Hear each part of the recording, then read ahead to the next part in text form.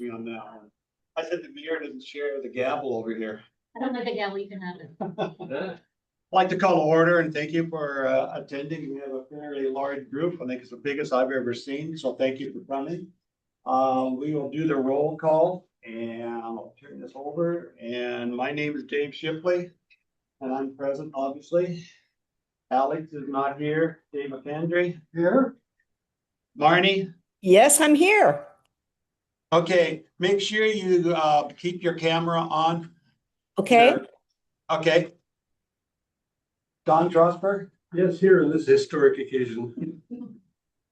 We're back in the 1850s, huh? And Rob Taylor is not present, and I missed out. Oh, hi, Alex. Gonna come back to your name. This is Alex Rossiter. Are you here? Here. Okay, excellent. We do meet the criteria of a quorum, so thank you for our commission members. We now go to the agenda. Is there any changes to the agenda? I have a couple, two, three, so I will use it in one. We have Ann Olson, who will talk about the Crosby House. And to get our guests in line, I will have you each introduce yourself and identify who you are so that we'll know who you are. And then I'll start with the mayor and we'll go around this way. Okay? So heads up. All right. So other than that, those two changes to the agenda, is there any other changes to the agenda? Okay, hearing none, I'd like to have a motion to accept the changes and we'll move on to the meeting. So moved. Is there a second? I'll second. Yeah, you got two. Okay, we've been moved and seconded for the changes to the agenda. The agenda is stated on the paper. All those in favor say aye. Aye. Aye. Opposed? Hearing none.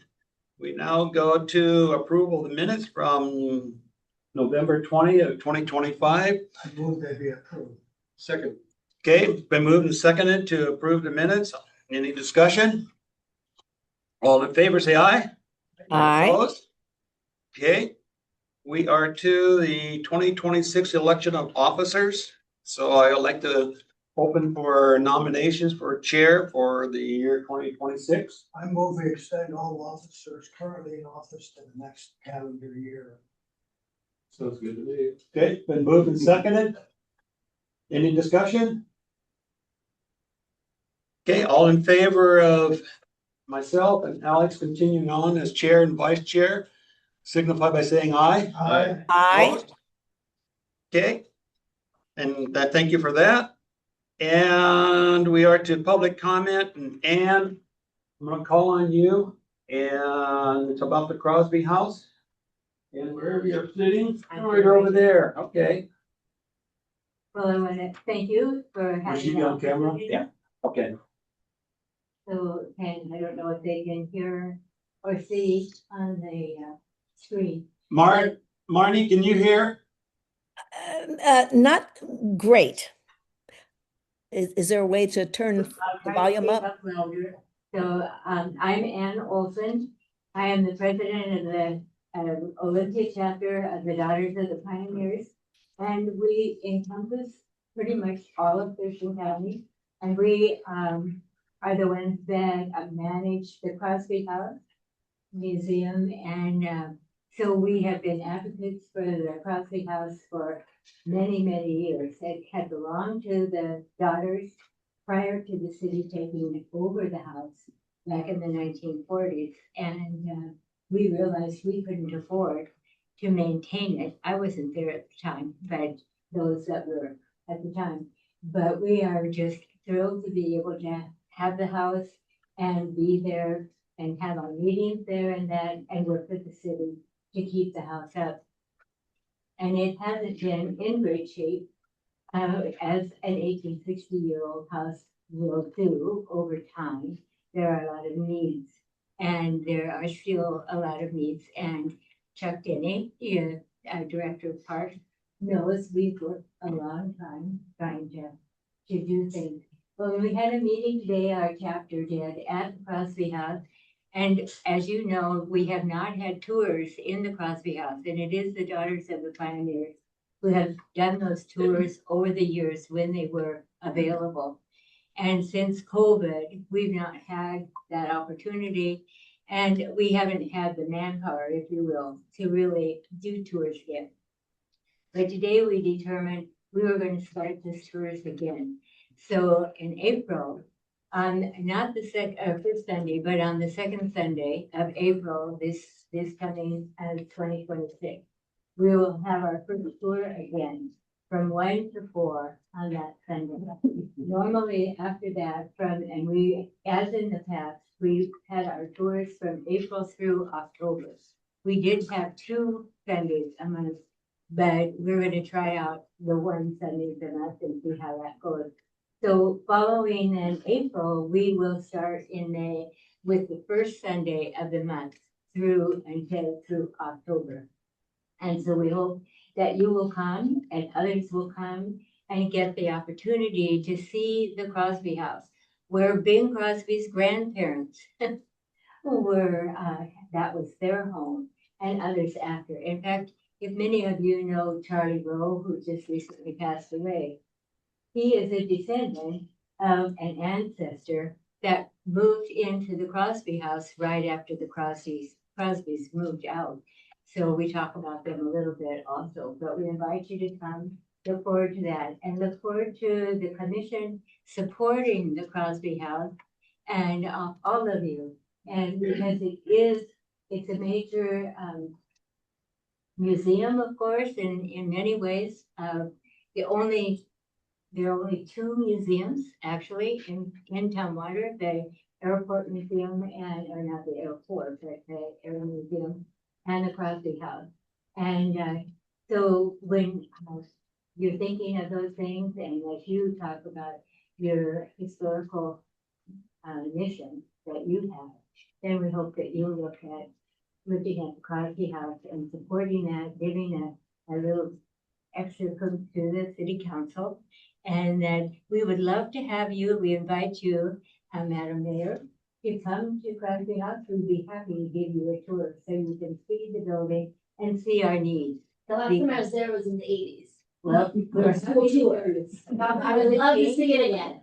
And then also you have a better understanding of where we're coming from when we for financial assistance. So I'm in. yeah, great. And we love to have it. Chuck has been great to work with in that. But thank you for the opportunity to come to share.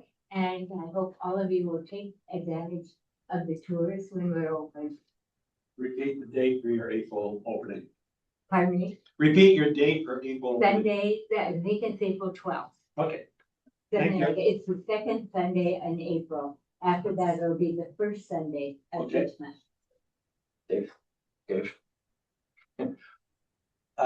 We'll work with Ann, and Emily Greenwell is here tonight with Ann as well from the Daughters. And we'll work with our marketing person and make sure that's on the city website. You guys are aware of Okay, what's going on there. Yeah, Emily is. and you put that in the minutes, right? Yeah, delighted to have her. Well, thank you for coming. Appreciate the update. And maybe come more often to our historic commission meetings to tell us how things are going with you. Good. Okay. Excellent. Okay, any other public comment? Feel bad, my back is to you, but you'll be back. Okay. All right, we are to put the special item, which is a Meeker Oak Tree discussion. And Kelly, do you start, I assume? I do. Oh, excellent. I do. I'm gonna let you identify yourself. How's that? Is that okay? Thank you. So hi, my name is Kelly Adams. I'm the Assistant City Administrator for Tumwater. And I have had the honor since last April serving on the Davis Meeker Gary Oak Tree Preservation Team. So our goal has been to operationalize caring for the tree and caring for public safety. So how do we take the arborist recommendation and put that and make that actionable and actually do that in a way that's transparent? And so I'm joined by Alyssa Jones-Wood over there.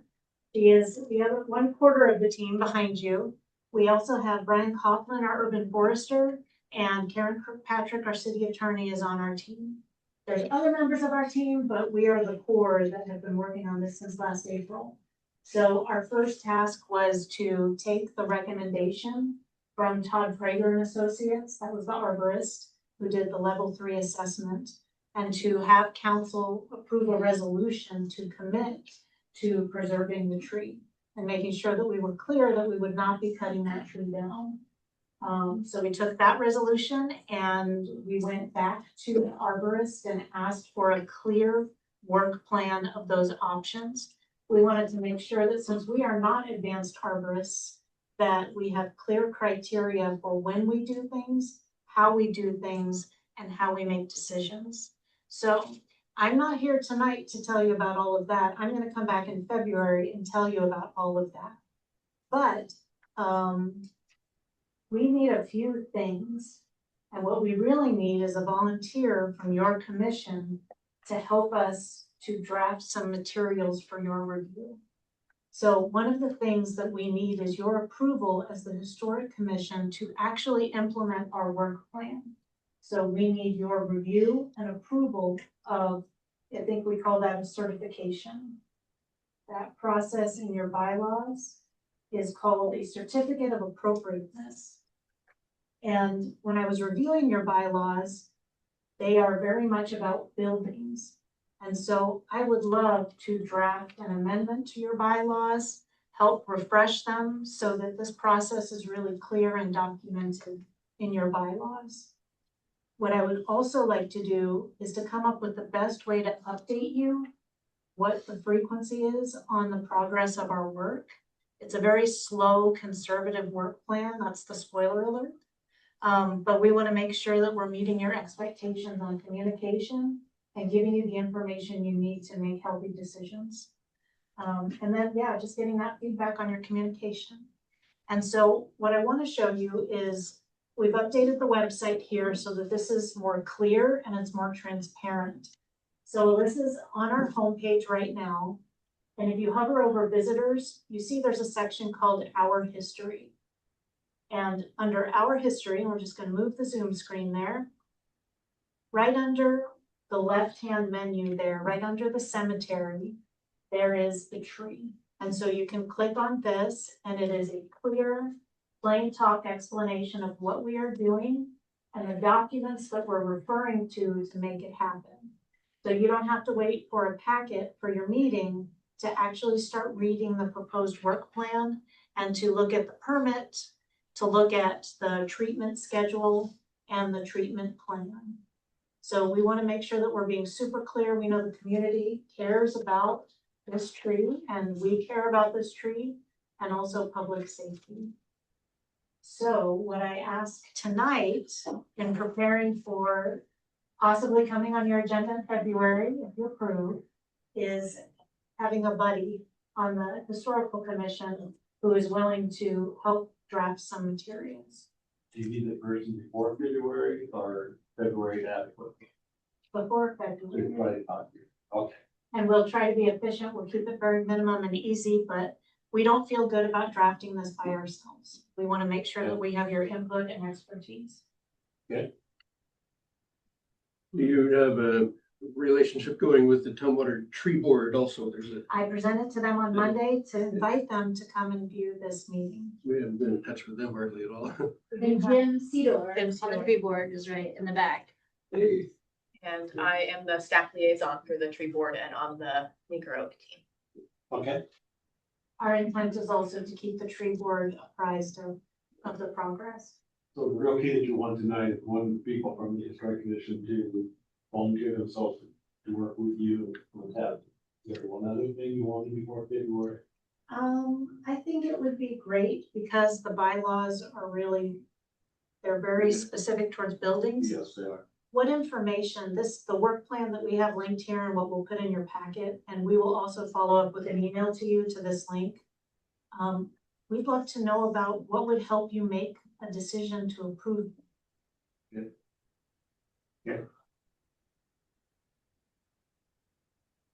Any discussion among the commission members? I certainly appreciate the invitation. I think the neat thing. But I have another comment before elaborating on that. I think It's a point of group privilege to note for the record that the effort to save the oak tree, the first skirmish, the Lexington and Concord of saving the Meeker Davis oak tree was at a Tumwater Historic Preservation Commission meeting. This was the first line. So I just wanted to say that. I'll volunteer if no one else was, but I got other things going on that we'll hear about tonight, but it'd be great if someone would volunteer to work with the task. Give it a long candle, you can burn it.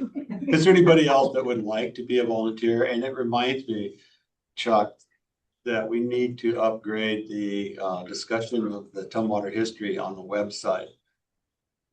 So I would like to do that personally. If Dave will do this, I will work on that. But that makes sense? Yes. Okay, so. Did you nominate Dave? Pardon? Did you nominate Dave?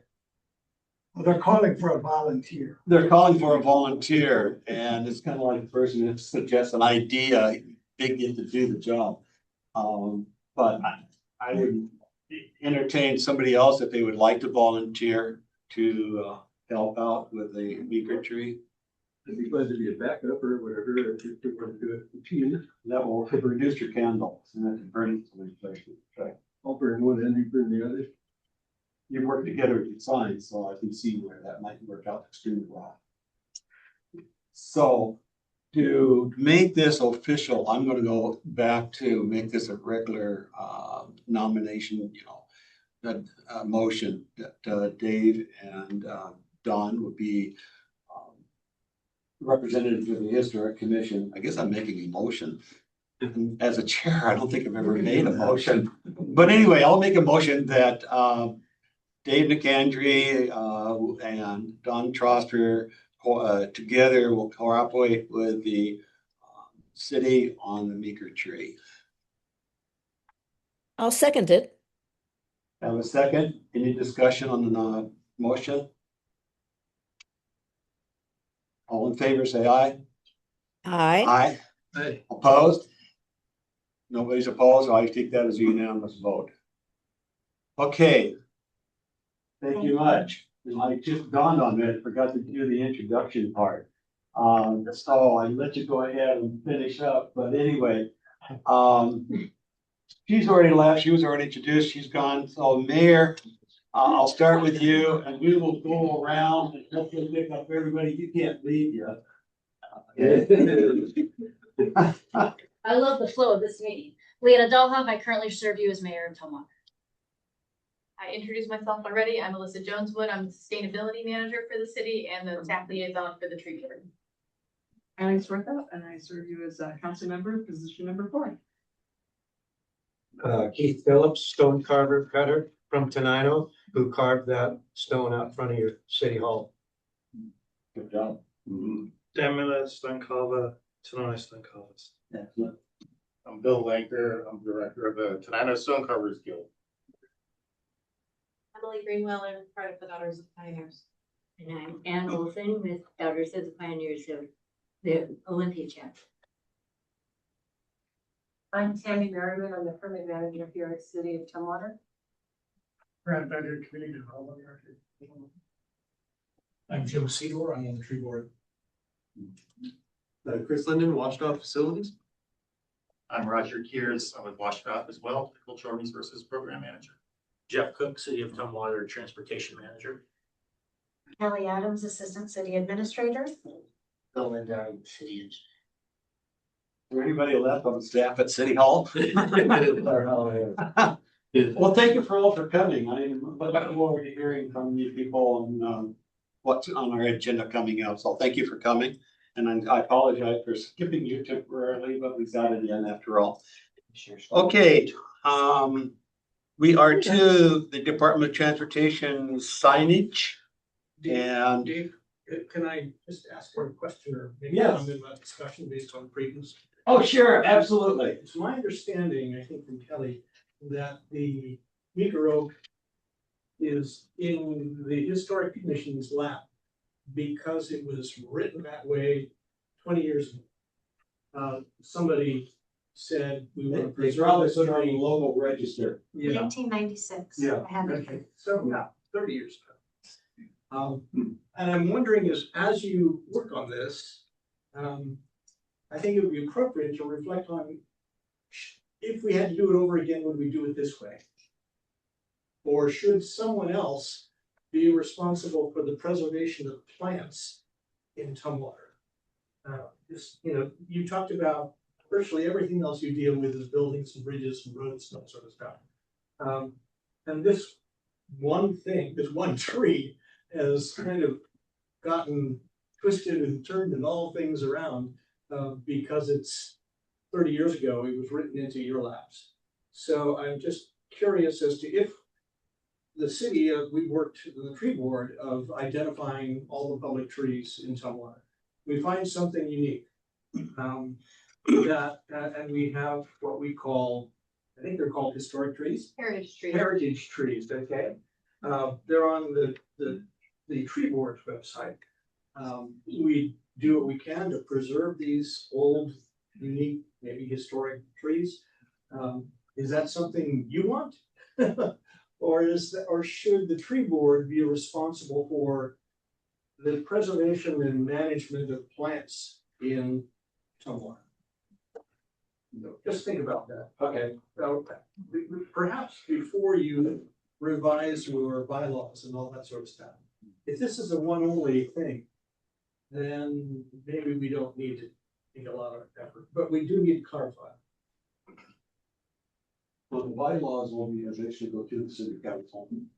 They were creating the bylaws.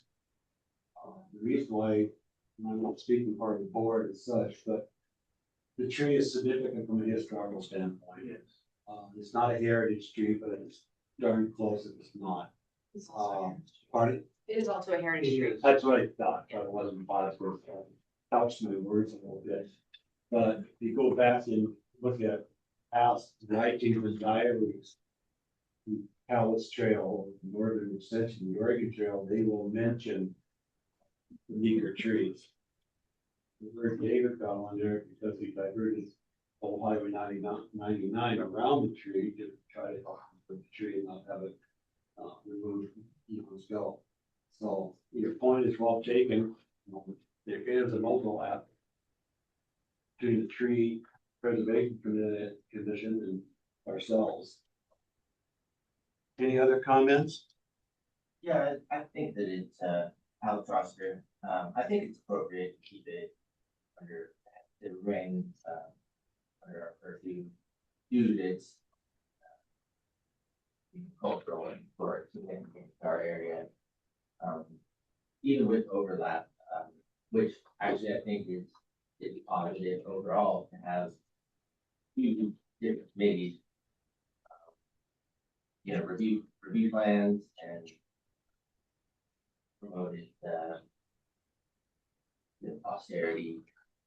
And when an issue regarding the tree comes up, perhaps it would be appropriate to have a liaison to attend those meetings. But I think it's highly appropriate. Yeah. There was a judicial ruling on the tree. And if I recall from what I read, the judicial decision was that the Historic Commission had final say on the tree. At some point, we need clarification on that because we are an advisory board and we don't make final decisions for the city council. On the way the certificate of appropriateness is written, you do have final say on that issue. So your statements are correct. Okay. Yes.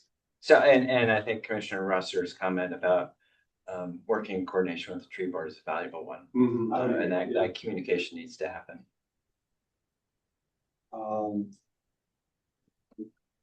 In order to do that, we need a volunteer to work with a tree board, by the sounds of it, correct? At some point, I would be someone to attend the meeting so they can report back and forth. Up there in the point. I think Kelly has a comment. Oh, you want to give them? I volunteer as tribute. So Alyssa is the staff liaison for the tree board. And I have committed to attending all of the tree board meetings this year And I can also attend historical commission meetings as well to support that connection. Okay, so in other words, if we have that on the agenda, you will be present for it. Yes, Is that what you're saying? absolutely. Okay, well, just clarification on that. And would you both come, or just one of you, one or the other? One or the other, if not both of us, Okay. as our schedules. We allow. like to travel together, so it really shouldn't be an issue, but if one of us gets sick, we don't want Okay. you to be disappointed. Excellent, okay. So we would need, these, help me out, all three of you. Would you like to have somebody be a volunteer appointed to be a liaison? Or, you know, are the connections you'll make, as you just stated, adequate enough to take care of the connection for the historic commission and the tree? I believe we would be adequate unless. we Would be like- adequate? Okay, look forward to some future meetings then. Excellent. Sorry, I did not say any further discussion of the tree, but I appreciate the comment. Since I'm on that topic, is anybody else on the Meeker tree, the Meeker Davis tree? Okay. We will go to number 8 on our agenda, and that's the Department of Transportation signage.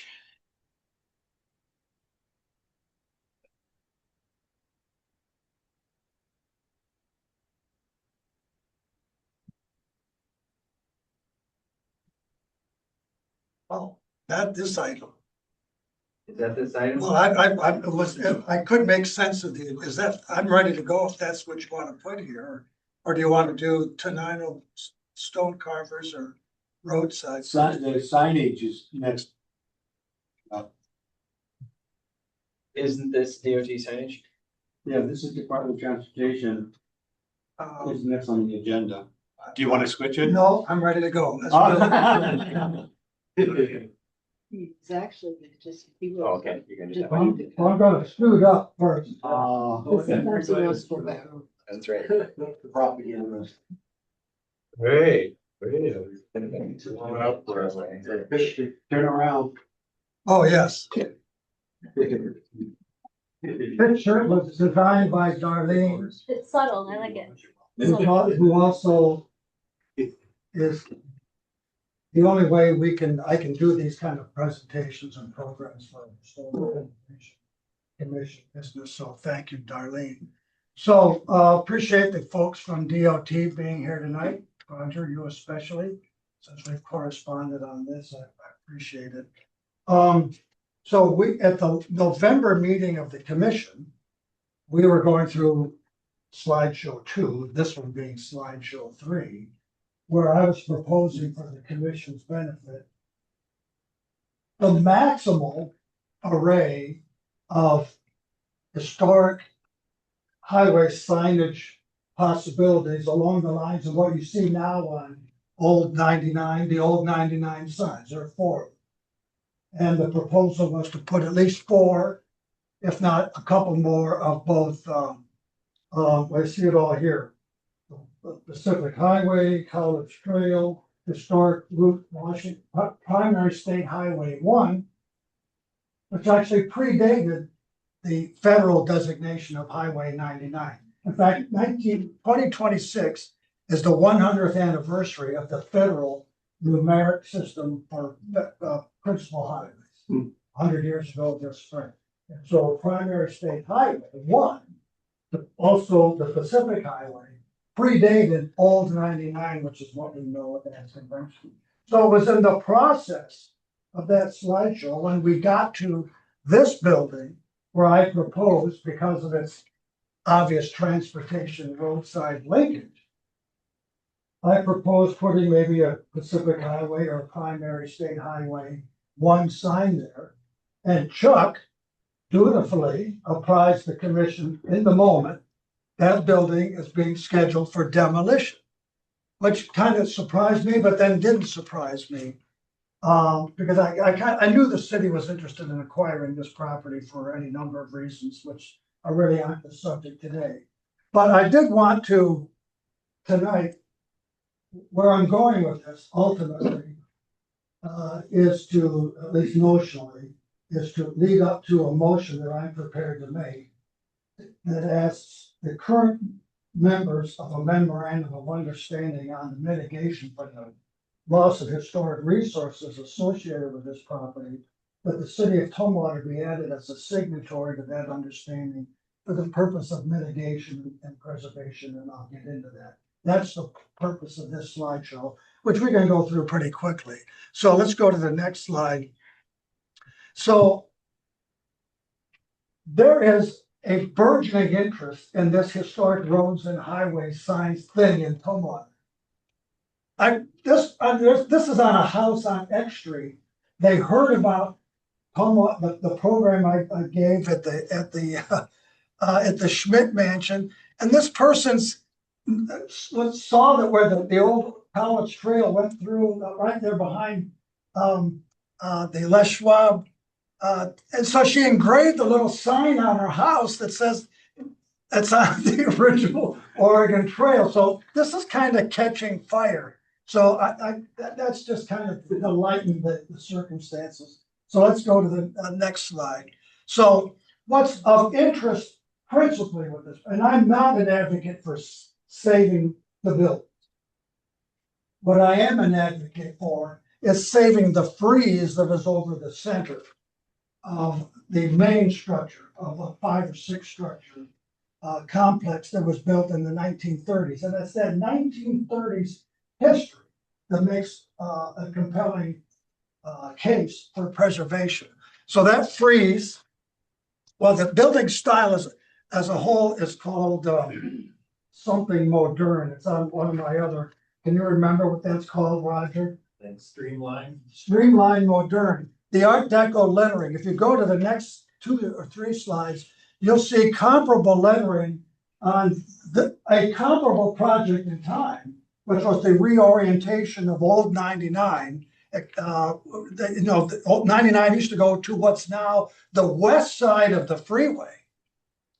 But that alignment was straightened. This was built in the 1930s. This is the I don't know who those people are, but Marnie has seemingly hijacked our slide presentation. Oh, I wasn't getting your slides, so I was trying to, sorry. I was trying to figure out what I could do to get your slides. Cute grandkids, if anyone can solve Marnie's problem. I think they're on the right track. Sorry about that. Okay, how about that? Are you back? Not yet. Huh.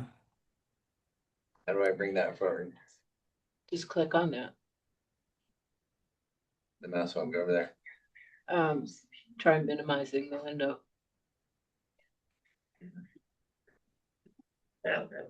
Okay, so you recognize, again, Art Deco lettering, very distinctive part of the modern Tumwater landscape.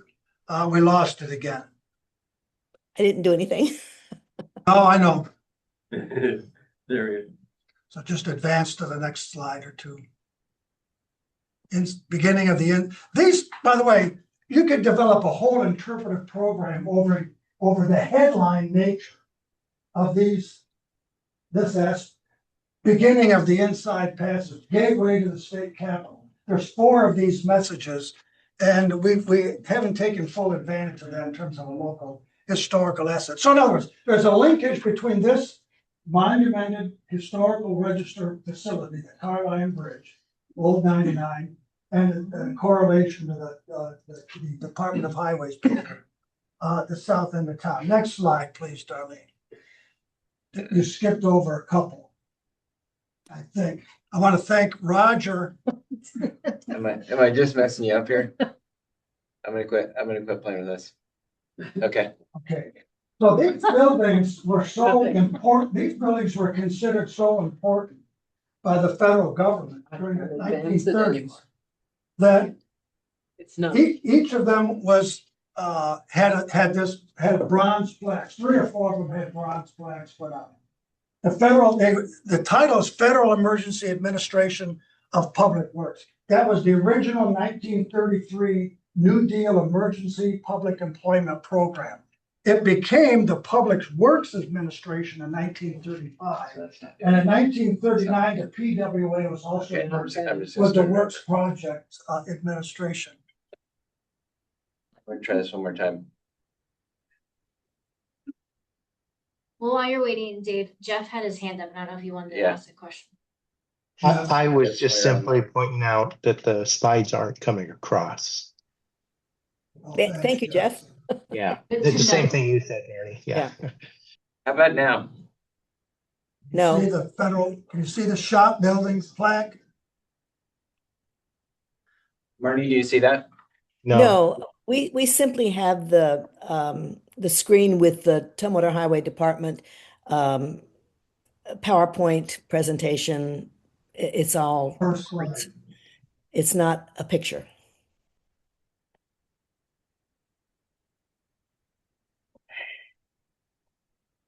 Okay.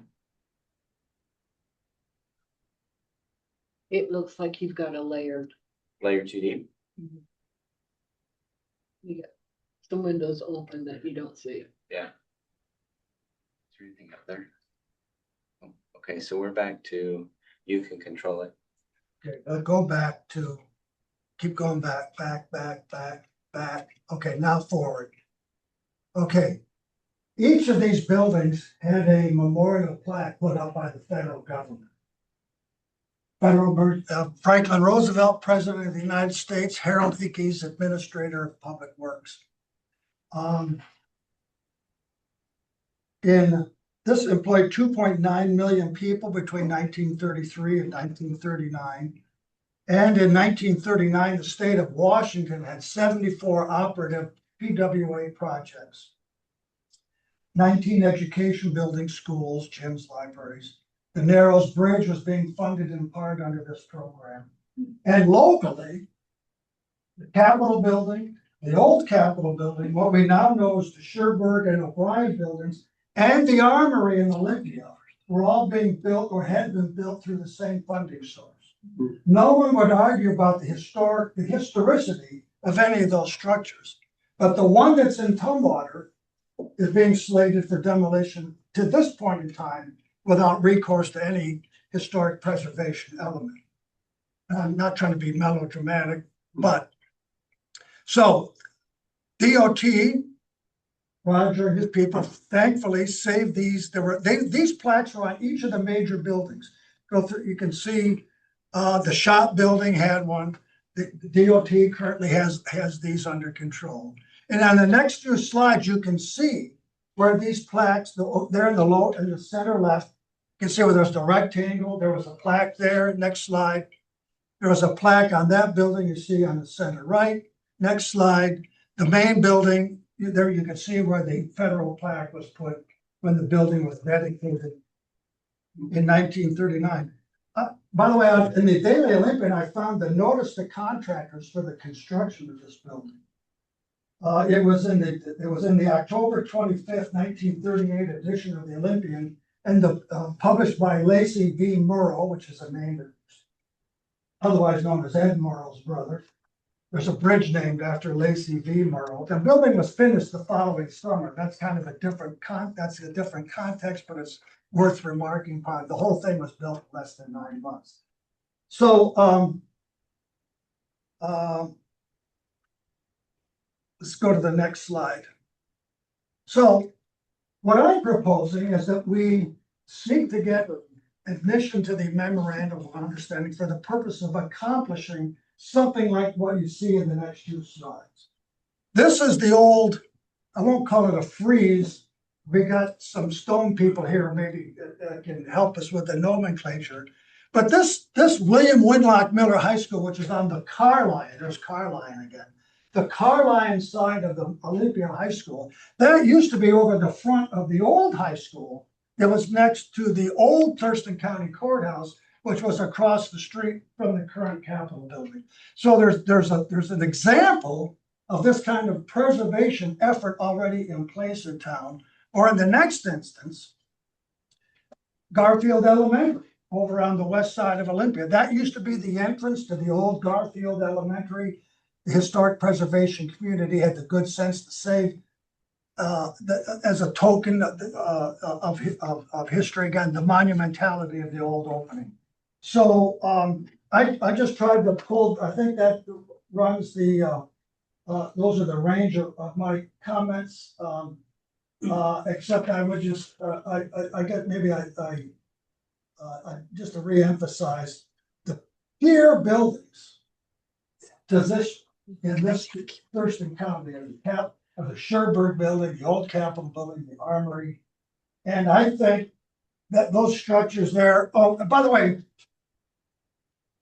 when Lacey V. Murrow published the notice to contractors, it said the location of these buildings was going to be south of Olympia. That wasn't in the incorporated limits of Tumwater at the time. Tumwater did not extend that far south. So that was considered south of Olympia, almost halfway to Tenino at that point in time from Olympia.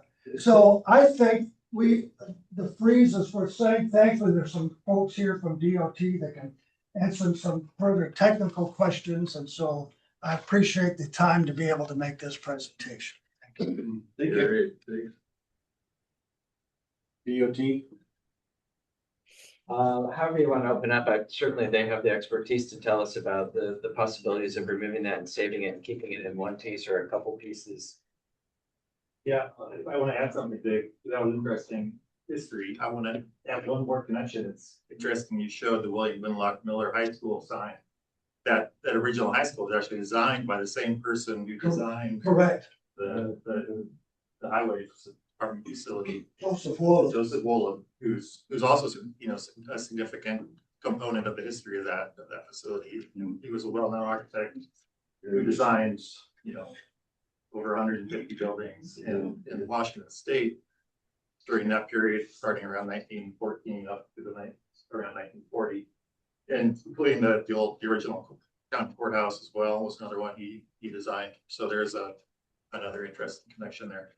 I wanted to clarify one thing you said about those plaques. I have not verified that we have those anymore. I drove by the facility today and noticed they are all gone. They were still there. A couple of them were still there as recently as 2024. And it may be that those have been stolen off of those buildings since that time. That would be a tragedy. Yeah. Probably, yeah. The rare metal. Some metal that somebody could get money for. So I don't know if we'll be able to locate those, but yeah, so we've been discussing demolition and have been in consultation with the Department of Archaeology and Historic Preservation on the significance of those buildings. I think there's 5 that were built in 39. There's another one that was added when they expanded the facility in the 60s that was also considered a contributing feature of that historic complex. And then there's a couple of buildings that were originally built as apartment buildings that were later converted into office space, which are not considered contributing to that complex. But so we negotiated an MOU with the Department of Archaeology and Historic Preservation to mitigate the impacts of removing those buildings, and that included some additional documentation, a context, sort of a thematic context study about Joseph Wolff, and trying to see, you know, what buildings are still left that he did design, and provide context for those. And we did look into the preservation of that frieze. That was one of the things we discussed with staff as well, and faced some technical challenges, which Chris can speak more to. I appreciate the interest, certainly, in the history of that facility, and it is an interesting. I mean, it seems to fit well into the work you're doing on interpreting the highway through that section. So it's a good connection. Yeah, and as far as the nuts and bolts of it, so the photo, if we're able to pull the photo up, possibility. Slide number 1. Chris, you're testing me here. If not, not a problem. Not looking to put you on the spot. So, for context, essentially what we have is a 3/4 inch recess. It's cast into the face of that reinforced concrete wall. So as opposed to the other example that you shared, where you have individual tiles that are composing that. What you have is a monolithic piece that is integral to that facade. Concrete does extremely well in compression, and it's been in that state for nearly a century at this point. Once we start disrupting those forces, I can't guarantee what condition it's gonna be in when it comes out. From that standpoint, when we're talking about, if we look at the lines that have passed there, and where the natural break would be within that, we're talking about 5.5 foot tall, by maybe 8 to 10 feet wide, by 8-inch thick, chunk of concrete coming out of there. Our current task that I'm working on is to finish those buildings. You know, we know that there's an attractive nuisance there, that there have been concerns about safety and unwanted encroachment on that site, that we're trying to remedy. As we currently sit, our funding is sufficient to remove 4 of the 9 structures at that location, while meeting all the current permitting requirements, which require removal of basements, the footings, the foundations. That's after going to the legislature on 2 separate occasions for funding. So currently we're in a position where we can do a portion of the work that needs to be done there, and without any guarantee when we will be able to complete that job.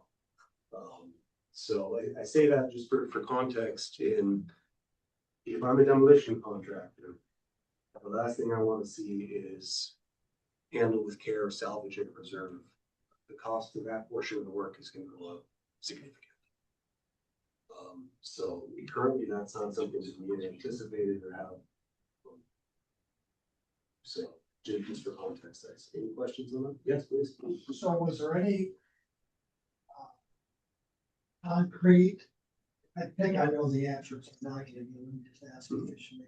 Was there any concrete or other demolition expertise consulted on the likely fracturing of it once it becomes decompressed, by understanding the physics of this? So was there someone with specific knowledge about concrete, preservation of concrete, demolition of concrete, preservation of aspects of concrete that was consulted with the determination? So the very quick answer to that is we do have an architecturally led consultant that we did consult with.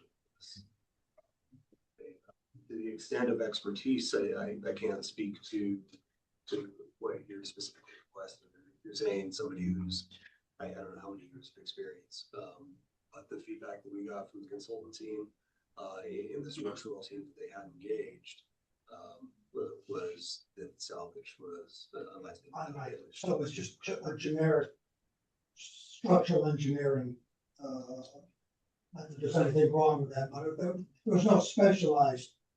It was just kind of a basic physical, basic engineering consult that would opine on the likelihood of fracture. I suppose the answer to that is yes. Again, I don't know what level of expertise you're talking to, but I don't know offhand of a consultant that would be readily available that can speak to the concrete greater than the structural engineering. Okay. So. I have some questions to you, Roger, about the MOU, but since we're on the technical side here, I wonder, Mr. Chairman, if I might, because coincidentally, both the Creek serendipity, we have some fellows here who work with stone, at least. Concrete's not stone, but can we ask if they have an opinion on the matter of decompressing the physics around the concrete freeze? I have a quick question on just the term decompressing, because it doesn't look like it's under load, but you're just saying as you take it apart, you're decompressing. The material itself is built for compression. That's all I'm saying. Once you start moving it, you know, just by the nature of getting it out, it's a significant amount of weight you're gonna have to move. The odds of getting it out easy. I'm not saying it can't be done, But the tiles themselves are concrete. So it's 8-inch concrete. correct. Is there rebar running through it? According to the drawings, there appears. So, Is that a good thing or bad? I think it could be a good thing. yeah, I'm not an architect, I'm not an engineer, but the first thing that comes to our mind is either a diamond wire saw or a diamond chainsaw. Cut the whole block out. Calculate the weight, get a correct crane that can handle that weight to lift it. And I think if there's any danger of decompression, as you call it, the concrete, maybe it could be reinforced from the back before it's lifted and before it's cut. Without getting eyes on it, like I'm a hands-on builder, stonemason. Bill's kind of the same. Dabbled in but engineering, but it I wonder if the rebar has decomposed the stone. Cause they cover all that rebar now in plastic or but rubber. if I think if the rebar has what's the word I'm looking for, been ferrous, it would have popped the concrete, right? So the concrete looks in good condition, there's no spalling on the concrete. No, the exterior face appears to be. Yeah, it looks like it's great. so if you know, if it was, like I say, I'm not the builder architect, but I think you could at least try and wide saw it or chainsaw it, obviously calculate the weights and. And I guess that's my last question. I think the bottom line technical analysis is we can't guarantee that a attempt at removal and preservation will be successful because of the physical properties, stress, de-stress you're talking about. But that's a different question from should an attempt be made, whether or not it's ultimately successful. I know it's easy for us to say that, but those are different propositions, you agree. Yeah, no, I agree. Gentleman over here had his hand up. So I'll just throw a couple of things out on this. I don't remember if right now, I'll talk about the cost issue first. I'm not sure if is WashDOT demoing the buildings? Has that been established that you guys are actually demoing it? Correct. So, obviously there's a money issue there with the demo in the building and you're 100% correct. The cost to remove something like that, like independently with a demo contractor is gonna cost more money. And it's probably better to address that, as a separate project. One of the things I don't know is if somebody could go in and actually remove it, the way the building is today, to actually take the piece off or crane it off, prior to the actual demo work. That could be an option where you actually have somebody bid on it to just remove the piece, as long as structurally it doesn't affect the overall building. Obviously, that's a structural engineer issue. Removing it, that is the risk factor. Anytime, 100% correct, anytime you mess with concrete that's been around for a long time, you could spend the money, have somebody go out there, get a crane, do all this work, and by the time it hits the ground, it's like cracking all apart. I mean, that can happen. Rebar definitely helps it. If it's got rebar in there, but again, without knowing how corroded the rebar is, it might be worth something and it might not.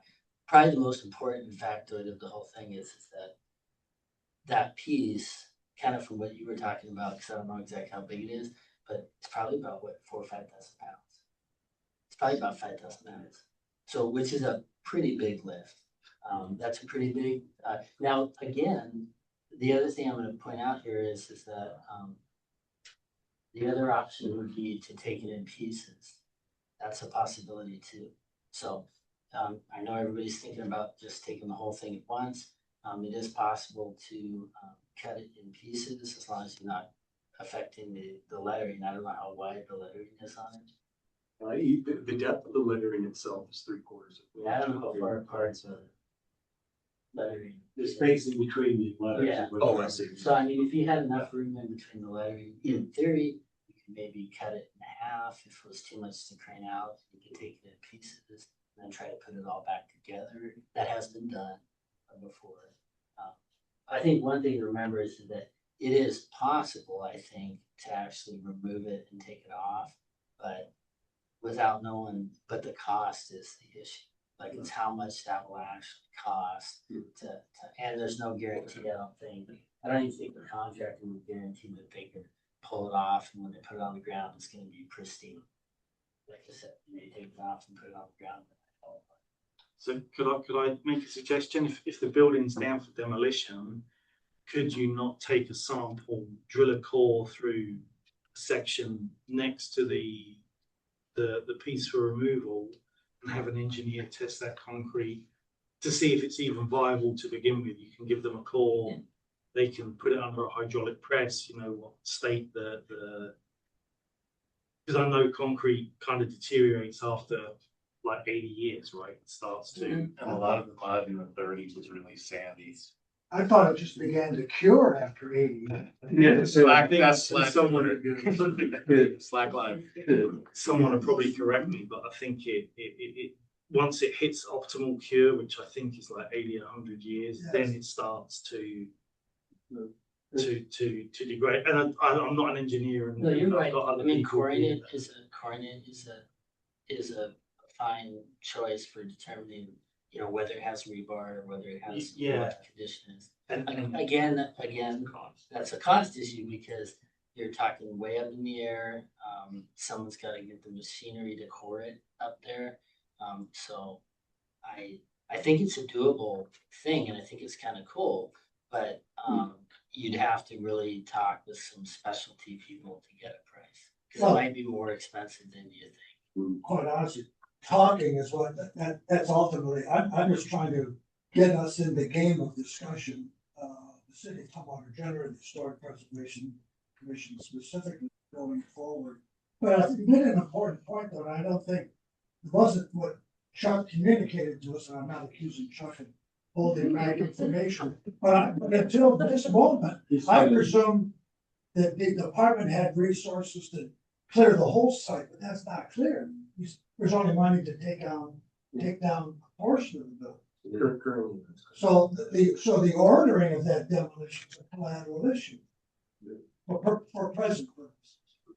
So you would buy more time for preservation if this building in question was one of the last to go, as opposed to one of the first to go. I mean, even that itself, Roger, I would submit would be a form of mitigation. That is, preserves the potential of preservation. That's a kind of mitigation. Can I add some context to that? Sure. If I may? So just for awareness, the current plan set is focused on that building, as one of the four in particular. I thought so. Because of the fact that it is one of the most attractive uses that we have that site. In removing that structure and those others that are more on the foreground, and closer to Capitol Boulevard, puts us in a position where we can redo the fencing and try and refortify the balance of the buildings, the site behind it. So from a future security standpoint and trying to alleviate some of those ongoing issues that we're going to have with those buildings standing there, if there would be motivation from that standpoint, we focus on these buildings that are. Well, the department, and I think general administration sends somebody email too about yourself. Their role in this is kind of a curiosity. Well, the department, that department here, you'll need to require a demolition permit from the city. Well, absolutely. That's not in hand currently. Okay. Well, I think the mayor, did you have a question? I was waiting for him to. Oh, I just have a few questions for Roger. So, what is, I used to know this a lot better, but I'm somewhat removed from state government now. But state agencies have consulting any number of, in fact, you've already got a number of consulting parties, tribes, for example. So can at this relatively late date, can the city even be added as a consultant party for the mitigation of loss of historic resources? I would say it's not impossible. It would be something that WashDOT and DAP would agree to. You need DAP's approval. And I would say that given that we have an agreement with DAP for mitigation, WashDOT would likely be hesitant to open that back up again unless. And Because you think they've qualified as your historic preservation consultant. That why? well, if the reason for, I mean, if the interest was in adding additional mitigation, ergo additional costs to the project, WashDOT, and I'm not the one who has the money to pay for this stuff, but I WashDOT, I'm sure, resistant to adding more costs at this point.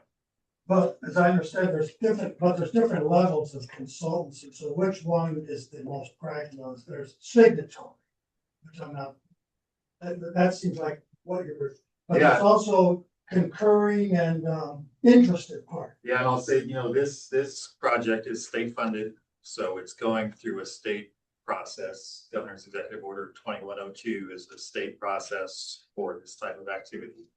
It's different from the federal process, Section 106, where you do have. Is that what I'm referring to? What you're referring to. That's a Section 106 criteria. Yeah, 2102 is similar to 106, but does not identify the same roles for consulting parties as 106 does. Mayor?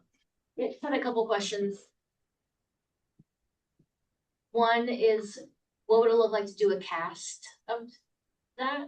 Could you do a cast? Or rubbing. Right, something like that. And then also second, if that building is a priority because of the attractiveness, what would a stronger police presence look like? And could that delay the timing of the demolition of that first building if it's because of persons?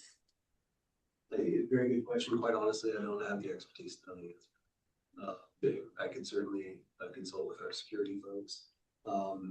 At face value, I would say leaving that structure there, and even if we remove a different building in place of it behind it, right, still leaves that visual impediment right, from the street to what would be. Right, I don't want to freak out our police by saying, oh, we'll just do more, when they know they don't want to go there because of the danger of the risk right now. The other piece is, as I mentioned, I can't speak to when we will be out there to demolish the balance of those buildings. Right. That requires legislative action and funding commitments from others that I don't currently have. So we do have a window of time to look into a rubbing or a cast, If nothing else. right? I think you can, that's what I was gonna mention. I think, like I said, I know nothing about the cost, but I do know that like with the technology for stamping concrete and all that kind of stuff, I think they could theoretically make a cast of it, and then you could put it onto a piece, a new piece at the bottom. Like you could build a monument, and you could pour that cast against it. I think that would be that's probably the more pragmatic option. Then maybe you could take a piece of it out and put it in the, for historical preservation, maybe something like that. But I think that is an option. That's probably more cost effective. I mean, this is gonna come out of the historic preservation's budget, right? So you won't have money for the next 100 years, right? After we do this, right? Okay, yeah, because you get what, they have 55,000, 10,000 10 a year. You get 10,000, yeah, okay, so the next 1,000 years, no money for historic preservation to be able to go with that. The burden for mitigation isn't necessarily ours, it's the department's.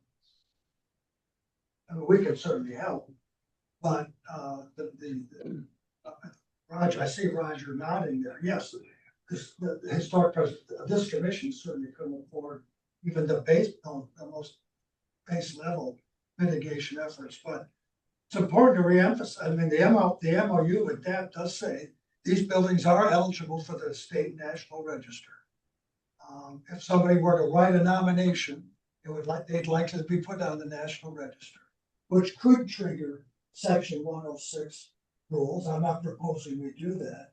Again, my goal, and I think I'm getting close to making the motion, but where it lands ultimately in the discourse between municipality and state agencies, experiment will determine. But I just simply want this body to formally express an interest in becoming although Roger's point is taken, I'm using federal section 106 nomenclature. But there seemed to be a window there under 2102. That we go on record as seeking the department's concurrence with City of Tumwater through the Historic Preservation Commission as being an interested party regarding the mitigation of that freeze, and that is my motion, Mr. Chair. Second? Ask for a repeat. Yeah, could you repeat that, please? I know where to go. I can't speak. I move Be a secretary. Water Historic Preservation Commission with the concurrence of city administration, including the city attorney, seek to secure consulting or interested party status relative to the preservation of the freeze with the existing agencies of record, which is WashDOT and DEP. That's my motion. Just that we be continued to be consulted with to the extent possible. Which might, as an experiment, will determine what that is. And the practical outcomes are separate issues. I just want us on the record as seeking that status. Second motion. Been moved and seconded for Dave. Did you get the motion okay? Yeah. Okay, been moved and seconded to Dave's motion. Is there any discussion on the motion? Marnie, do you have any comments? No, I'm following. Okay. Any further discussion? This is not related to the buildings as much as what used to be there before the buildings were there. It was the Kindred Farm, and it was their home site. And so there was McDonald's and all that area is, I don't know exactly where their house was and the barn and all that kind of stuff. And the property went clear over across the freeway to where ESD's building is in Tide Drive. The Kindred Farm was the donation land claim just north of the George Bush Farm that we talked about so much here. Yes. You want to amplify or on the thought that maybe some of the original founding pioneers were buried on this premises Well, and later moved to Union Cemetery on Little. it's not official research, I guess, but Jim Brown, the late Jim Brown, remembered that there were some bodies exhumed, and he thought it was the Kindreds, and moved out to the Cleveland Avenue North Street cemeteries. Yeah, and so it was his thought that they, when DOT was putting this in the 30s, they had to exhume these bodies they discovered that were buried there, buried on the farm. So. Also, Mrs. Kindred was the daughter of Michael Simmons. So there's a real relationship there. Stick around for another 2 hours and we'll get more. Thank you, Don. Okay, we have a motion that's been seconded on the table. Are there any further comments to be made? Oh, before we get to that, I want to thank you for the expertise that was offered here. Yes. I appreciate the alternative from the gentleman behind me and the concerns the mayor had. People from Tenino, really, We're walking. We don't know what we're getting into, but I really appreciate the information. And the more information we have, the better decision we make. And I truly, even as a closing comment, appreciate the input because it really were helpful. I knew it was going to be a major task to remove concrete, but we also have an alternative down the line. And so anyway, just want to say thank you. My last comment, reemphasize something you said in my prepared remarks. That freeze, distinctive of a very recognizable point in time in cultural history of this country. And other than the Carline Bridge, that freeze, those buildings are the closest tie this community has to major public works projects of the New Deal, which were coming up on the 100th anniversary of Short. Okay. Hearing no further comments, all in favor of the motion, say aye. Aye. Aye. Opposed? No opposed, it's been passed. Thank you again. Appreciate that. Getting in touch with the rest of you. Okay. Don't think we have anything else on the building itself, and we are going to transportation interpretive projects. Now, as I was channeling Commissioner Nicandri in my mind, and I thought somehow I had this all straight. This was the item in the agenda where I was envisioning that we would talk about the signage on 99 from one end of town to the other, which included all of the things on Dave's shirt. As well as talk about the monument or the potential of a monument at the Trustford Capitol Roundabout and the significance of the 47th parallel. A number of people are here tonight for that. I'm very appreciative that we have community development staff here tonight, expertise on permitting and how those projects could happen and what things would have to take place in order for us to move forward on that. Very important that we get ahead of that process. And then the Tenino Stone Carvers tonight to talk us about design possibilities and what it might look like. That's for the 47th parallel line. Okay. We're gonna go, Dave, are you gonna be the spokesperson for the signage, or are we going to the city? Well, we don't want to run through that long slideshow again, do we? No. Oh, okay. No. No, but yeah, let's talk about that a little bit. And Brad, did you guys get a chance to watch that video from the last? I'm afraid not. No, okay. Just getting back to work.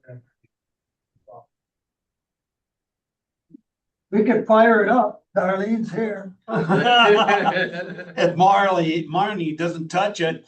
My hands are off, believe me. I would like to have you two. but I can put it on Group, I appreciate it.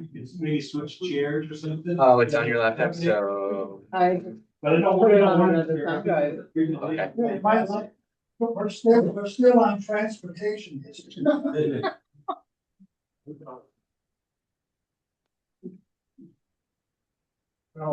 thank you. I don't think we need to see. Oh, okay, all right. I think I would turn around. All right. Okay. He doesn't need it. Well, just imagine you're familiar with the historic Highway 99, so just four of them. Just imagine 4 each of the College Trail, Primary State Highway 1, Pacific Highway. Not only on Old 99, as we usually call it, but also on Second Avenue.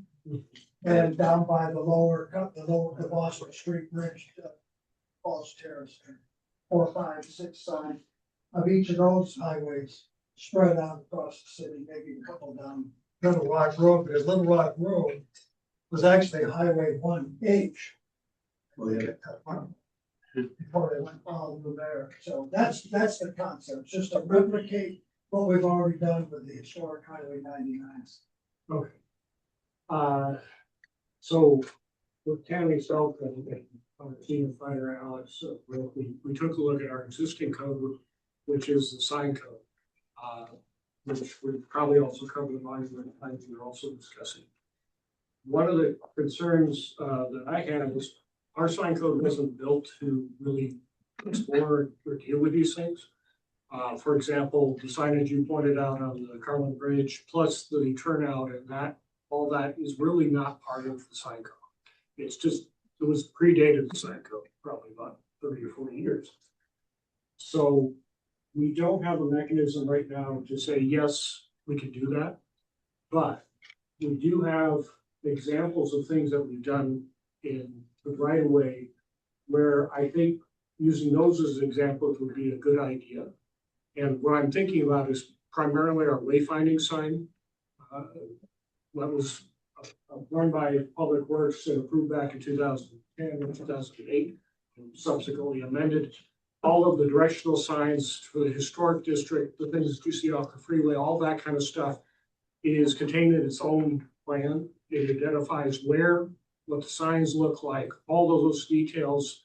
If there's a need for a pull-off, for example, if you want to do something in the future for something similar to what's on the bridge right now, that could be, well, what I'm saying is you could think of it in those contexts and do it that way. And from our perspective, from a permitting perspective, if we can just have a very general plan to refer to as historic sign, wayfinding plan, whatever, or add it to the wayfinding sign plan itself. That gives us our ticket to say, yeah, the plan is approved by the city council. It's recognized, and we just add it as an exemption within our sign code. That way we avoid the need to go into excruciating detail about height and size and how far away and safety concerns and all that. And that can be dealt with entirely in a design document, which is a lot easier to amend and change over time. So that's the general direction I'm taking. Wait. That's encouraging, right? So let me offer kind of a citizen reinterpretation of that. So if we hadn't gotten sidetracked on the historic buildings on South Capitol Way, I would be pestering Chuck to line up a presentation of the slideshow that triggered the awareness those buildings were about to be demolished or prepared to present to the city council. Presuming that will get it, that will be, well, the highway department building, that issue gets sorted out. In the meantime, we could schedule that presentation before city council, but much like my building up to tonight's meeting by suggesting that we become a consulting party, would that presentation before council culminate with the recommendation that it be blessed by the process you just described? That gets us where we want to be. I think ultimately that would be the way you want to go. I also want to point out that in the 7 days that I had to look at this, I have not bothered to consult with the folks who ultimately have control over the right of way and whether this mechanism I'm proposing is an appropriate. Oh, no, you're on this, yeah. I want to announce that first. Well, quite honestly, Brad, I was surprised because it is city property. I was, my first reaction was you described, I was surprised. The city needed, and I guess maybe I shouldn't have been, the city needed to permit itself to do something in its own way. Well, under our prohibited signs, 1844-080, section I, signs that are located upon or projecting over public streets, sidewalks, or right of way, except for signs of official nature like traffic signs, pole banners, wayfinding signs, and or street banners. No. Prohibited. So wayfinding. Historic We're trying to wayfinding. look for a way that we already have an example of something to follow that makes it easier than trying to reinvent the public. You've given me a phrase I'm going to use henceforth. This, what we're talking about here is historic wayfinding. How would you know where primary state highway went unless there was a sign that showed your way that you perceived it? And that's really all, that's what the whole project's about. So just so to ensure we're both on the same page here, Brad, you're agreeing that it's new wayfinding signs, not adding to the existing wayfinding signs. That would be our discussion. And again, this is a brilliant idea that only I came up with. Discuss whether or not it could be done as an amendment to the existing wayfinding plan, or it has to be a standalone appendix, whatever. All right. Thank you. It's sort of named the Mill Road plan. You don't want a person's name. Yeah. Yeah, can I ask a question? Yeah. So when you're gonna, because you've already presented to council and you had their full support of this, so when you present it to council, can you have that as your proposal? Whatever, historic wayfinding.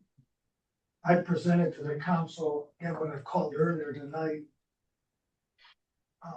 slideshow 1, which is just a general That's concept. right, you're on T3 now. Slideshow 2 proposed specific locations tied to specific points on the way. That's what hasn't been scheduled, but that seems now like a good vehicle to get to the solution. So do it together. Yes, yeah, that would culminate. Or do we need a motion that this body, we just go to, because this body's already endorsed sending it to council. Yeah, you Slideshow can two. just tell me what you want to do. It doesn't need a.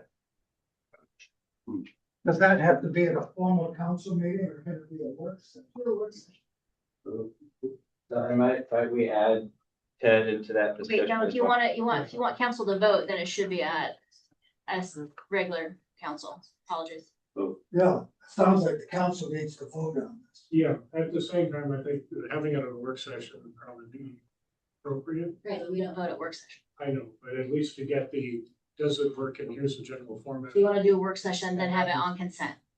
Got it, yes. Okay, I like problem solving.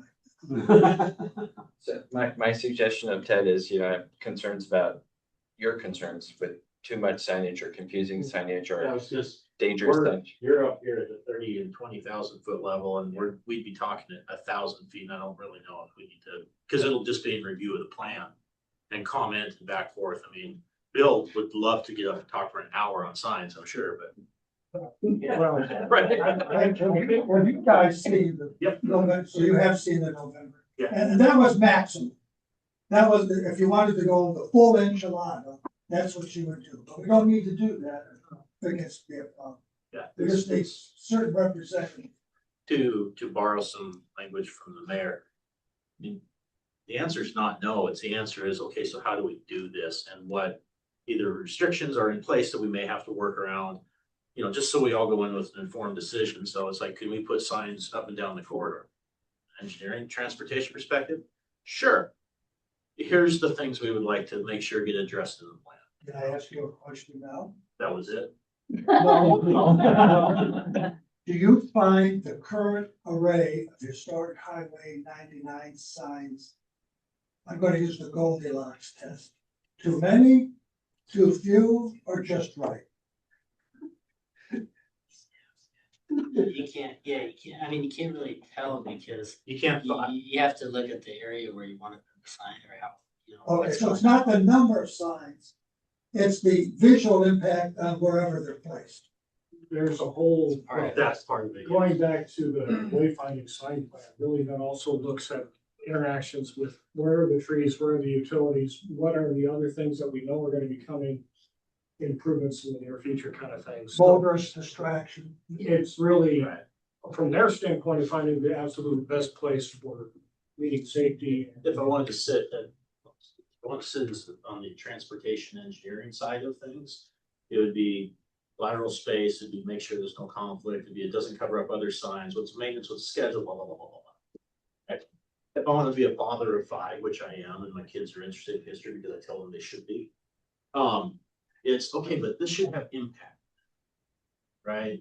And if I just throw it up in the middle of the Trosper roundabout, just get lost with the yield signs and everything else. So where do you then work together to places so it meets?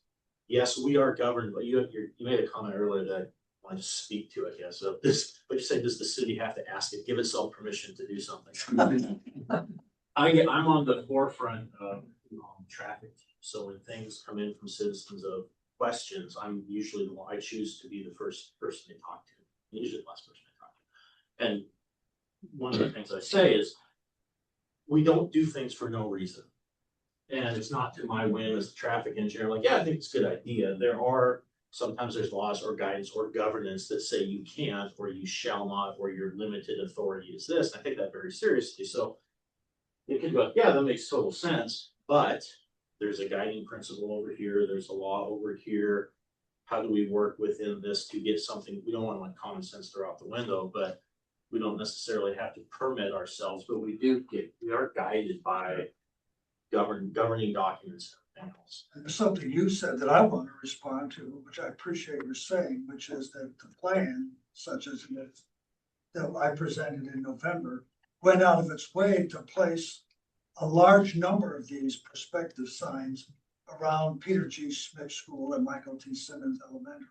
With the view that a parent's taking a kid to school, suddenly there's a sign that says College Trail.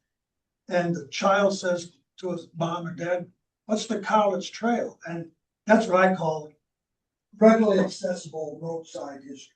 Yeah. Don't require any turnouts, no staffing, long terms required. It's just getting it in view that people can react to it. Sure, and then again, so from an engineering, call it sign and sign management is, what else is there is obstructing the view of an entrance to a school. You know, it's the analytical side of, not the history side of it really. But obviously, there's no reason those two things can't work well together. We just want to make sure all those things are accounted for to get the end product that meets our standards, the public standards and the people's trust, and the intent of what you're trying to come. You don't want to get to the end and go, it meets standards, but no one's going to look at it. You know, put it backwards on the underside of a bridge. Well, what's the point, right? Unless it's the Mullen Road over twice. That's the next president. Okay, Chuck, so. Okay, so Everybody, I- do we need a motion? No. Okay, I feel like I know where we're going with this. okay, But if we could turn the conversation now to the 47th parallel. yes. And Finally. yeah, sorry to keep you guys right to the end. But I know you have thoroughly enjoyed seeing what. Yeah, Tom no, Archer- I haven't. Does everybody know, we're talking about the 47th parallel? Raise your hand if you don't. Okay, you got one person, two people, okay. Dave, you wanna, can you do it in 50 words or less? 1, 2. Talking paragraphs. Coincidentally, another great aspect of Tumwater topography and roadside structure, Prosper Road Yes. is exactly on the 47th parallel of North Latitude. And as I said at the meeting a year ago, it's not the right fog line or the left fog line, the 47th parallel was right down the main gut of Prosper Road, right down the center of the road.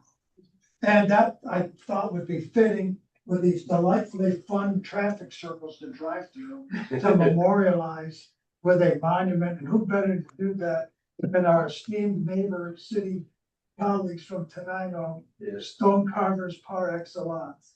Thank you, sir. Did he say that in 50 words or less? It's the best introduction we've had all year. Last 4 years. We're gonna hire you for. Yeah. So. Should I just start? Yep. So, Chuck and Dave came down to Tenino. We discussed, the idea of, it's not an obelisk, but it's similar to an obelisk. To,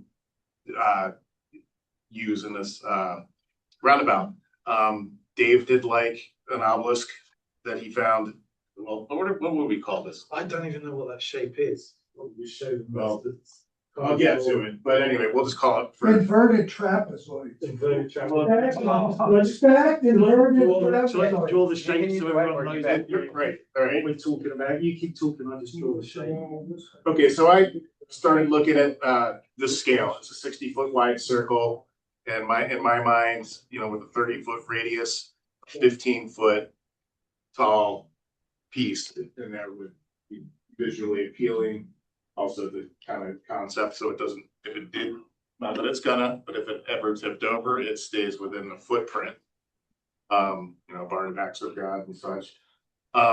So yeah, this is a pencil drawing of the piece you grabbed out of the shop, but this is 15 feet tall. So in this, if I can find stones this big, then we're gonna start off with, in a perfect world. If I can find, that's 8 by 5'9", or 8 feet tall, 5'9" wide at the bottom. So it would need to be 5'9" deep too. So if I can get basically a 6 by 8 block out of Wilkeson. What is Dan talking about? Can you? He's drawing it. Can we be up there and go out and show it? Want me to stand up there? Yeah. All right. So everybody can see. We're just switching it up. Yeah. Is that to scale? Yeah, oh yeah. That's about the scale of the one If we can keep. they got from the share, I think. Great, so just. Oh. just- Oh, that's. okay. Sorry about that. Yes, you're gonna want, It's not on- Dan's off camera. Not on camera. Anyway, this is what we're talking about. I don't know if you can see it. Not real well. So yes, we need to go up to the Wilkeson quarry and see if we can find material large enough to fit the design. If not, these pieces can be bisected. Because as it's drawn right now, there's a base piece, these two middle pieces that would be stacked and pinned, and then a cap piece. And then we debated what to do on top. Yeah, just my Keith, piece. Keith would like a sphere, because we can get stone spheres made. It's an idea. If you let me have a couple words. Yeah. Dave, you saw some significant notations of the so-and-so parallel. Was it up in Canada? The 50th parallel in Campbell River and the 45th, of course, famous signage down the same. Yeah, so you remembered that. Absolutely. Well, don't we want people to remember Tumwater with this edifice when they go back to Alabama or Florida or Germany? Sure. Shouldn't it be something of a significant nature? So it'll be, wow, I was in Tumwater and I saw that. When I saw the one in Campbell River, I took a picture of it. I'm standing over here by myself. Oh, sorry. So my slight suggestion was, and it's just an idea, put this spear on top of this with 47 right on that spear. And then another idea just came to me was when we're approaching this roundabout. Tenino? Yeah, from any direction, a small sign saying 47th parallel, you're approaching 47th parallel. Some kind of a sign approaching. And then when you get to that edifice, and then when you get to that edifice, you're kind of getting built up, thinking about, 47th parallel, what about that? What about it? What about it? What about it? What about it? And then when you get to the roundabout, there it is. Anyway. Could I just make a comment I really like his idea, because as you're driving around and you know, and it's something small, then it's very distracting rather than, and he has a drawing and the 47th is in a circle and you will see that and pay attention. And then because as a driver, you lose a lot of those things. So that's my 2 cents where it says part of your public. I think the thing that really got me was the fact that we were told it wasn't necessary for a driver to see up and over and to the other side of the roundabout. And I did not really realize that it should not be visually clear, but should be visually opaque. And I think that was one of the real keys. That was kind of built. Yeah. Was it your idea? I think it was your. Anyway, Bill came up with that. Somebody came up with it. It wasn't me. But I thought it was very educational to me because I always did not think about that. Roundabout should not be visual from point A to the other side. Can I add to your education?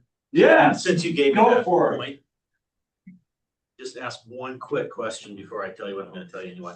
What else is going on? What else is conceptualized to go on there? I haven't gotten to it yet. I was just starting. The answer is nothing, but what else would you thinking? Oh, so here's going with Bill's rules of roundabout. No, so national guidance rule for roundabouts is you want the driver to focus on the road. Yes. And when you're looking through the roundabout, you're like, hey, I wonder what's going. No. You want to focus on the road. So you will see throughout big boulders, big trees. In fact, the landscaping is, I talk with my hands. The landscaping there now is really small, but you come back and it won't take those trees grow 20 years because I looked into it. It'll be a 30-foot tall tree in the middle, surrounded by 20 foot surrounded. I mean, it'll be this what regular cylindrical, conical sphere thing, not sphere, triangle. But yeah, because you don't want to see through it. You want to just see what's in front of them. All right. Right. You also don't want people out there. Mm-hmm. There's no pedestrians should never, ever been out in a roundabout. Okay. So I've seen this presentation, or I've seen a presentation a couple of different times, and a couple of comments I heard, I was like, okay, when this comes up, was, hey, we could put a QR code. Hey, we could put a plaque with, no, we could put this, we could put this. I'm like, luckily, if you don't know what NCHRP is, it's the guiding national, C stands for cooperation, but highway research program. And they have great words, which I'm going to read out here. But center islands for roundabouts and other objects need to be size and scale to be readily appreciated and observable from the outer perimeter of the intersection. So you need to be able to stand in the Burger King parking lot and go get it and move on, because you don't want the driver to be like, oh, right? And the second thing is the central island is not to include inviting elements such as benches, plaques that might encourage a person to walk into the central island for closer inspection. We don't want selfies. And the 50th parallel, I've seen that, the 45th, they're also along bike paths. They're along, a lot of them are along pedestrian things. I've seen the pictures of, standing there. They're not in the middle of Highway 99. So there's other things like, there's a major 16-inch utility underneath. I was gonna get to that, yeah. Yeah, so again, this is not, the answer is not no, the answer is if something is going there, from an engineering standpoint, make it huge. Right, so. And bland, or, but not, it can be readily appreciated and observable from outside the intersection. That's how I would be looking at it. Something else just to throw out there, because I'll be over here as the father of 5 and makes my kids learn history.